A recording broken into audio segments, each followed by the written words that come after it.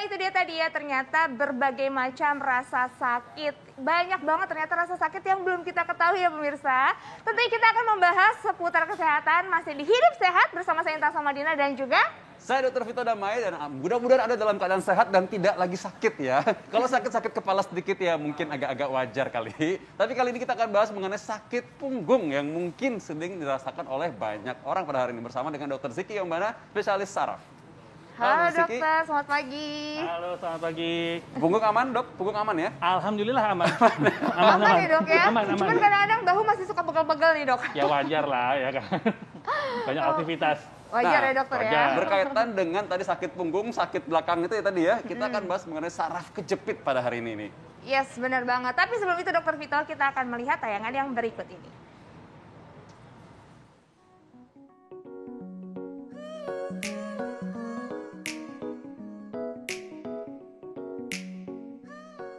Pinggang, juga punggung atau mungkin leher nyeri saat digerakkan, nyeri disertai rasa perih atau mungkin kebas.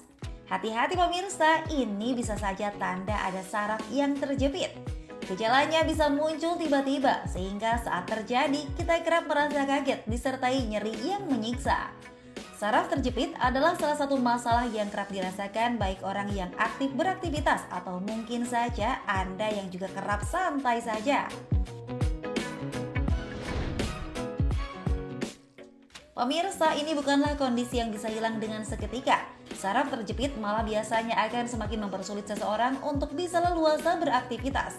Bukan hanya berjalan, menggeser tubuh perlahan saja seakan sulit dan menyiksa. Untuk meringankan keluhan, penggunaan bantalan pada leher atau pinggang, juga kompres hangat kadang cukup membantu, namun berlangsung sesaat saja.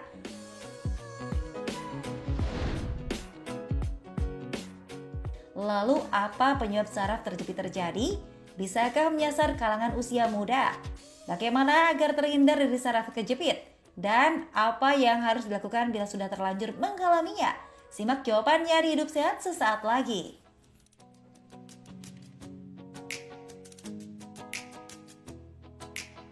Iya pemirsa, itu dia tadi ya tayangan mengenai saraf terjepit yang akan kita bahas bersama dokter Ziki. Tapi dokter nih, sebelumnya saya minta penjelasan dulu dokter. Kenapa saraf ini bisa terjadi dokter, bisa terjepit gitu maksudnya? Jadi saraf itu kan dia suatu struktur ya, suatu sistem struktur yang kita analogikan sebagai kabel. Nah kabel ini dia berjalan dari pusatnya, generatornya di otak, dia turun melalui tulang belakang. Nah di tulang belakang ini, saraf ini dia berada di sekitar struktur yang lain. Ada tulang, ada jaringan lunak, ada otot, termasuk di situ ada namanya bantalan yang kita sebut namanya nukleus pulposus ya.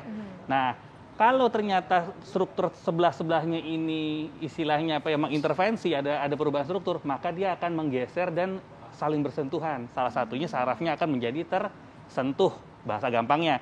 Tapi kalau kondisi agak lebih berat, kita sebut namanya sarafnya kejepit. Nah, seperti itu. Kayak kabel gitu loh Intan. Kabel tuh kan sebelah kiri kanannya tiang banyak gitu. Kalau tiangnya ada yang kurang bagus, Gerak ya? Kabelnya kejepit. Nah, seperti itu. Oh gitu. Nah dokter, tadi selalu terjadinya itu di tulang punggung belakang atau bisa di mana aja dokter? Kalau bicara saraf kejepit, di semua tubuh kita bisa terjadi.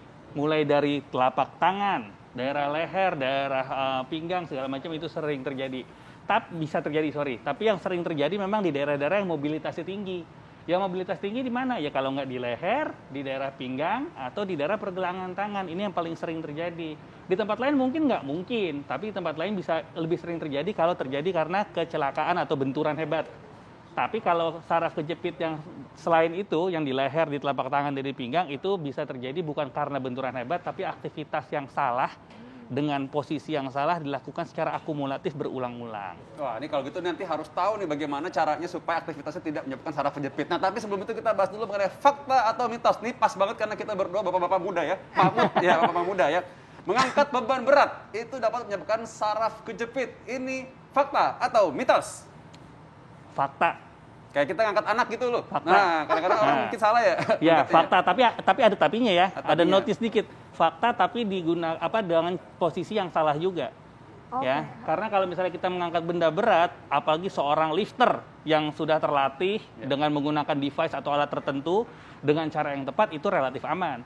Tapi kalau kita nih, istilahnya ya bapak-bapak muda tiba-tiba mengangkat barbell lifter, ya pasti kena lah. Karena kan kita bukan terlatih untuk itu. Gitu. Jadi bukan soal berat ringannya ya sebenarnya. Bukan, berat dan ringan tidak. Bukan itu yang utama. Tapi Karena caranya posisi, caranya. Caranya gimana dokter yang benar? Caranya memang kita harus memposisikan tulang belakang kita ini tidak menekuk ya, nggak menekuk.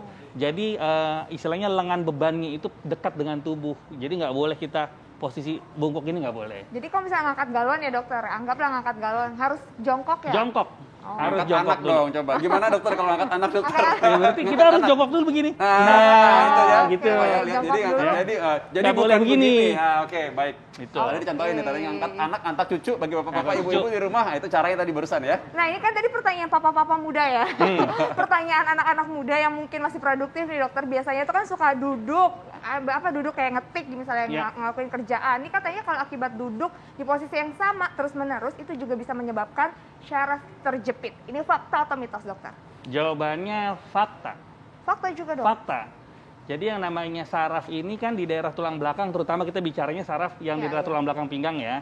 Itu dia ada tulang belakang dan di belakangnya ada saraf. Kalau kita menggunakan posisi yang statis terus-menerus seperti itu, maka penekanannya akan semakin intens. Dengan penekanan yang semakin intens, bantalan ini lebih cenderung mudah keluar dan menjepit saraf di belakangnya. Ini itu yang terjadi. Tapi ada tapi juga. Posisi duduk ini juga akan lebih cepat membuat saraf terjepit kalau posisi duduknya salah. Posisi duduk salah tuh yang gimana? Salah posisi duduk salah, ya, pertanyaannya bukan yang salah dulu. Iya, yang benar benar gimana gitu ya. Nah, Tapi posisi jangan salah duduk, salahin orang dong. Intan. pokoknya kita harus berprasangka baik dulu. Iya. Posisi duduk yang benar adalah pinggang ini, ya pinggang bawah ini harus menempel pada sandaran. Harus menempel pada sandaran. Jadi kalau misalnya kita lihat ada beberapa kursi itu ada cembunganya gitu ya di daerah pinggang, itu gunanya untuk menopang tulang pinggang sebenarnya. Dan kalau kita naik kereta, naik pesawat, naik bis, di kendaraan gitu, ada bantal kecil yang ditaruh di sini itu untuk sandaran di sini. Tapi sayangnya kita masih banyak yang menganggap bantal dipakai di kepala. Salah. Itu sebenarnya bantal untuk lumbal support ya, untuk menyangga pinggang. Itu yang benar. Nah, yang salah adalah kalau kita duduk memberikan celah, misalnya duduknya bahasanya gampang ya pasti glosor gitu ya. Iya. Merosot. Merosot Nah, sandaran gitu ya. duduk yang merosot itu nggak boleh ya Karena karena enak loh katanya itu. enaknya sesaat. Coba diulang-ulang, bakalan kena pasti. Nah, itu jadi bahaya. Bahaya juga ya. Jadi harus ditempel. Berarti banyak banget nih, kita harus tahu ya, duduk juga harus ada yang benernya gimana. Iya. Nah, berikutnya nih ada yang menarik juga nih ya, mungkin masalah bagi sebagian orang yang nonton ini juga ya. Katanya kalau kelebihan berat badan ini dapat menyebabkan saraf kejepit. Ini fakta atau mitos? Tapi jangan jawab dulu, kita akan bahas sesaat lagi, tetap di Hidup Sehat.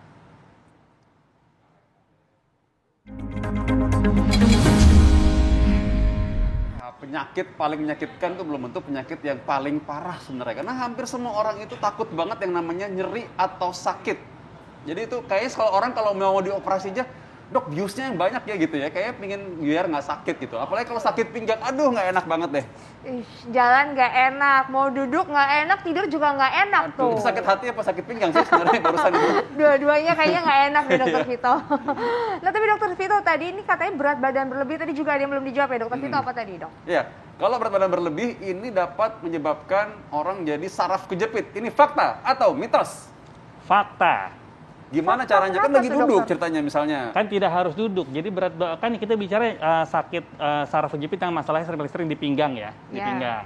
Kan kalau kita orang berjalan dengan berdiri seperti ini atau duduk seperti ini, maka tulang belakang yang paling bawah adalah tulang belakang bagian pinggang. Itu akan menahan beban tubuh kita.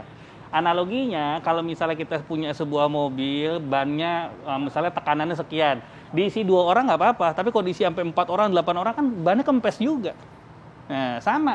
Dengan bannya kempes itu, maka tulang belakang itu menjadi lebih berat dan bantalan itu akan menjadi lebih kempes. Ketika dia kempes dan tidak bisa menahan beban lagi, maka dia akan melejit keluar dan menekan saraf. Karena tulang belakang ini sebagai semacam tiang badan kita gitu Iya, ya. dia sebagai penopang. Jadi semakin si orang itu berat, maka semakin berat yang ditopang.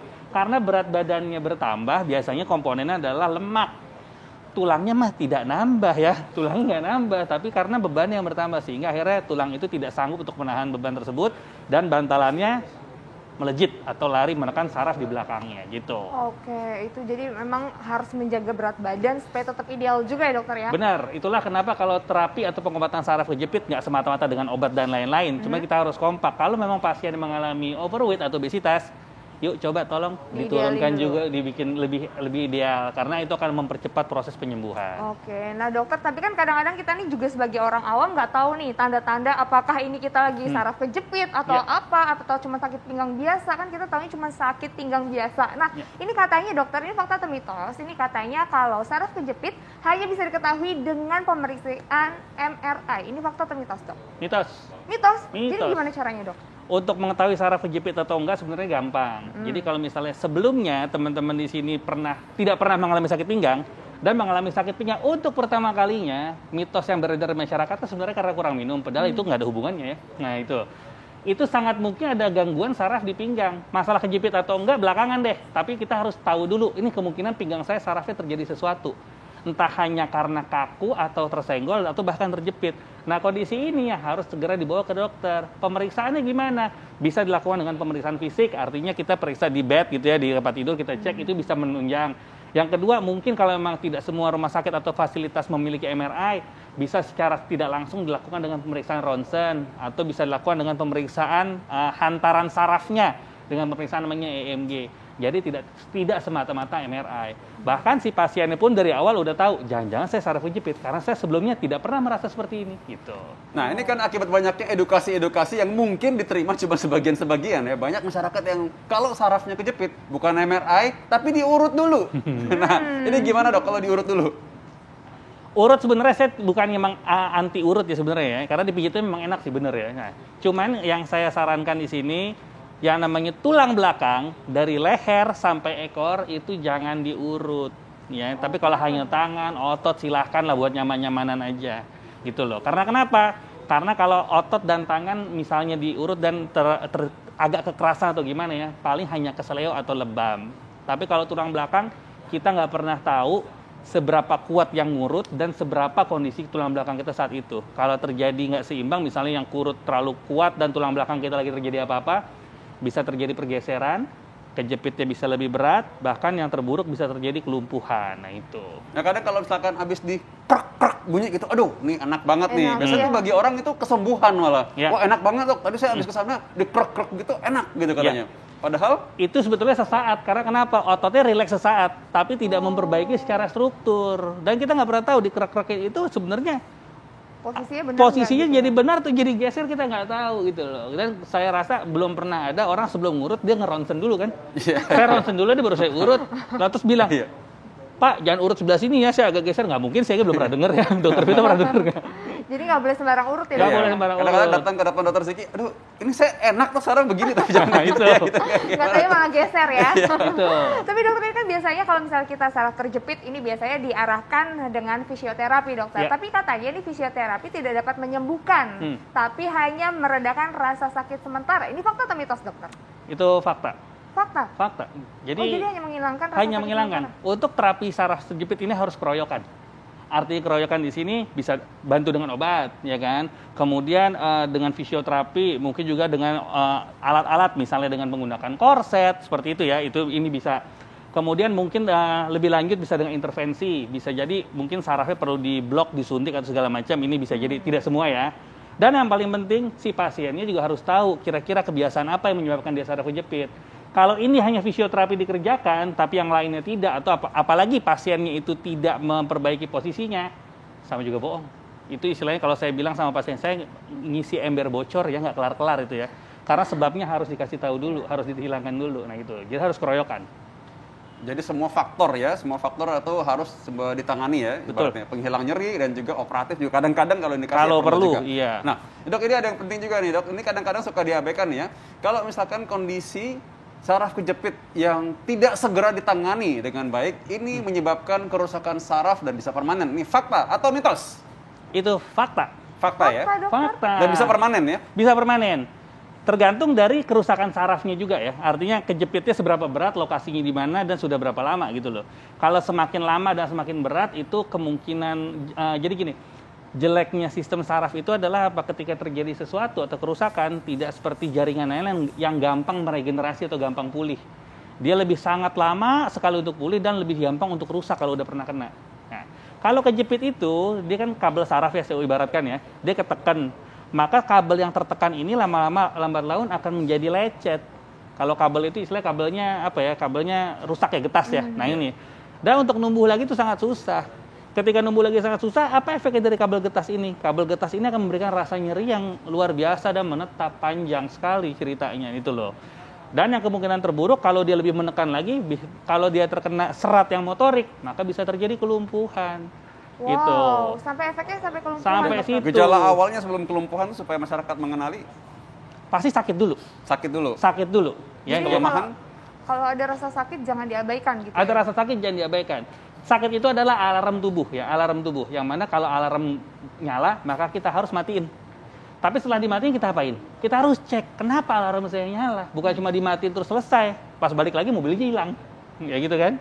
Jadi harus dicek. Pengobatan awal hanya untuk menghilangkan nyeri iya, tapi Iya. sebabnya kenapa saya sampai nyeri itu harus dicari lebih lanjut. Nah masalahnya pasien-pasien itu ya, kadang-kadang tuh kalau udah rasa udah enak dikit, apalagi dikasih obat, udah enak nih, udah dia lupa tuh, fisioterapi lupa, kontrol lagi lupa, Nah, itu. olahraganya lupa, udah Betul, gitu. betul banget tuh dok. Ya itulah PR mungkin edukasi kita ya mesti lebih masif lagi, lebih gencar lagi karena ya itu sakit itu saya ibaratkan kalau misalnya ada sakit, ini misalnya di depan ya, saya selalu mengandai-andai seperti ini. Di depan ada singa gitu, tapi ternyata dibilang singanya nggak ada, bukan nggak ada, mata kita ditutup. Singanya masih ada, begitu obatnya habis atau terapinya selesai, dibuka singanya masih ada juga. Jadi sebenarnya gimana caranya kita mengusir si singa tersebut gitu. Yes. Itu harus dihilangkan benar-benar ya dokter. Betul. Nah, tapi dokter terkait dengan menyembuhkan atau mengembalikan saraf terjepit supaya kembali normal. Ini Ya. katanya hanya bisa dilakukan dengan operasi. Ini fakta atau mitos dok? Mitos. Mitos. Jadi bisa disembuhkan tanpa harus operasi ya? Bisa. Jadi stigma di masyarakat yang selama ini membuat takut ke rumah sakit atau ke tenaga kesehatan kalau saraf kejepit karena katanya akan dioperasi. Faktanya sangat sedikit sekali saraf kejepit yang harus dioperasi. Justru kebanyakan bisa dilakukan terapi konservatif ya. Ya entah dengan obat-obatan, menurunkan berat badan kayak tadi, dengan pasang korset, dengan fisioterapi, dengan berenang, memperbaiki posisi. Nah itu. Jadi panjang sekali untuk sampai dikatakan ini harus operasi. Jadi jangan pernah takut untuk konsultasi ke dokter kalau mengalami saraf kejepit karena tidak semuanya, bahkan sangat sedikit sekali yang dioperasi. Nah ini definisinya sembuh maksudnya artinya tidak semakin berat atau memang kayak udah keluar bisa balik lagi? Normal. Bisa balik lagi, tapi tergantung juga seberapa derajat dia keluar ya. Nah itu. Dan kalau sudah sembuh, pasien juga jangan jumawa, oh saya sudah sembuh, enggak. Ini bisa kejadian lagi karena saraf tulang belakang itu udah banyak banget. Taruhlah kemarin yang kejepit di nomor 4 gitu ya. Udah sembuh, besok kena lagi. Besoknya nomor 5, jadi bisa jadi juga. Jadi saling menjaga yaitu dengan tadi tetap posisi dan berat badan. Karena dokter yang paling jago adalah pasiennya sendiri. Oh, Dia harus mengenali gitu ya. Betul, harus tahu kondisi tubuh ya dokter betul ya? banget. Makanya Oke. supaya pinter nonton Hidup Sehat terus. Tiap Senin Iya sampai dong, Jumat loh harus. sekarang gitu. Nah dokter, tadi kan dokter sempat mengatakan katanya harus olahraga, termasuk salah satunya berenang ya. Ya. Tapi banyak juga nih dok, kasus saraf kejepit yang terjadi karena olahraga yang berlebihan. Ini olahraga yang seperti apa nih dokter yang bisa menyebabkan saraf terjepit? Olahraga yang menggunakan apa ya, yang memiliki fleksibilitas sangat over ya. Misalnya kita angkat beban tapi dengan cara yang salah, terlatih enggak, pakai pelindung enggak, itu bisa sangat mungkin. Kemudian orang menggunakan kebiasaan dengan sit up yang salah ya, itu bisa juga.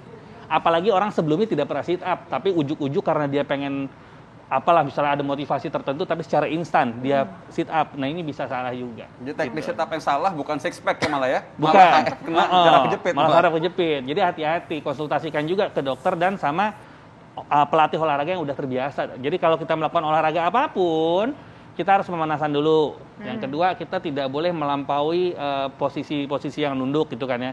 Yang ketiga, kalau emang kita bukan terbiasa olahraga dari dulu, cuma karena istilah ke arah lifestyle, jangan langsung digas lah istilahnya gitulah, mesti perlahan. Bertahap ya? Bertahap. Baik, tipsnya nih untuk pemirsa Hidup Sehat kali ini supaya orang nggak takut dan bisa cegah dari saraf kejepit.